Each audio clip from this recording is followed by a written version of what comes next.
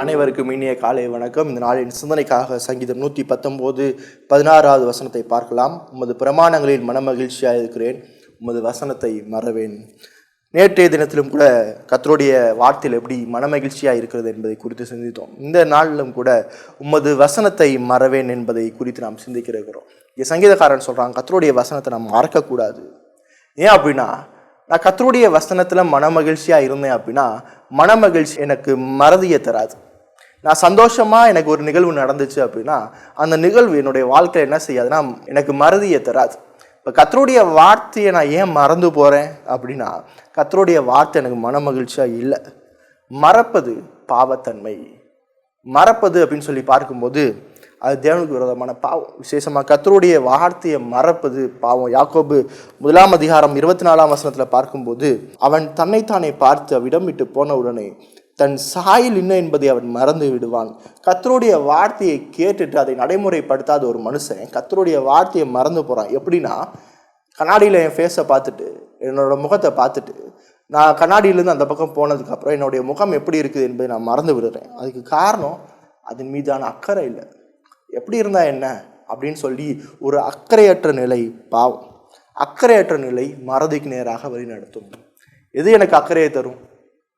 நான் எதை நேசிக்கிறேனோ அதை எனக்கு அக்கறையை தரும். விசேஷமாக பார்த்தீங்க அப்படின்னா, வேதத்தை மறக்காமல் இருக்கணும்னா அந்த வேதத்தை நான் நேசிக்கணும். அன்பு எப்பயுமே என்ன செய்யாதுன்னா மறக்க செய்யாது.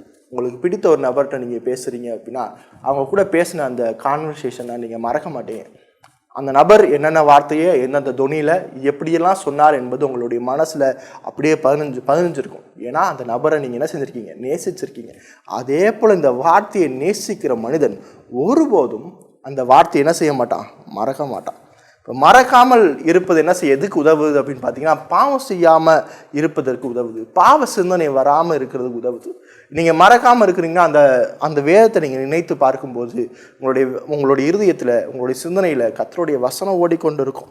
அடுத்து பார்த்தீங்கன்னா, சங்கீதம் 119 93வது வசனம் என்ன சொல்லுது அப்படின்னு பார்த்தீங்கன்னா, கர்த்தருடைய வார்த்தையை மறக்காத மனுஷன் நான் ஒருபோதும் உடைய கட்டளைகளை மறக்க மாட்டேன், அவைகளால் நீர் என்னை உயிர்ப்பித்தீர். உயிர் உள்ளவனாக இந்த வேதத்தை நடைமுறைப்படுத்தி உயிர் உள்ளவனாக வாழ செய்கிறது. இப்போ உயிர் உள்ளவனாக வாழ செய்து அப்படின்னா பரிசுத்தமாக வாழ செய்து. ஏன் கர்த்தருடைய வார்த்தையை மறக்கக்கூடாது? இந்த கர்த்தருடைய வார்த்தை தான் எனக்கு உயிரை கொடுத்துச்சு. இந்த கர்த்தருடைய வார்த்தை தான் என்னுடைய இருதயத்துக்கு உயிரை கொடுத்தது, பாவத்தில் விடுதலை ஆக்கியது. கர்த்தருடைய வார்த்தை உயிர்ப்பிக்க வல்லமையுடையது. இந்த கர்த்தருடைய வார்த்தையை நான் பின்பற்றும் போது நான் பரிசுத்தமாக வாழறேன். பரிசுத்தம் இல்லாமல் தேவனுடைய ராஜ்யத்துக்குள்ளே யாரும் பிரவேசிக்க முடியாது. இப்போ நான் பரிசுத்தமாக வாழணும்னா ஒழுக்கம் தேவையில்லை, கர்த்தருடைய வார்த்தை தேவை. கர்த்தருடைய வார்த்தையில் நான் மனமகிழ்ச்சியாக இருக்கும்போது அந்த கர்த்தருடைய வார்த்தையில் நான் என்ன செய்கிறேன் அப்படின்னா மறக்காமல் பரிசுத்தமாக வேதம் சொல்கிற வழியில் நான் என்னுடைய வாழ்க்கையை நடைமுறைப்படுத்தி தேவனுக்கு பிரியமாக வாழ செய்கிறேன். உங்களுடைய வாழ்க்கையில் வேதத்தை நீங்கள் மறக்கிறீங்களா?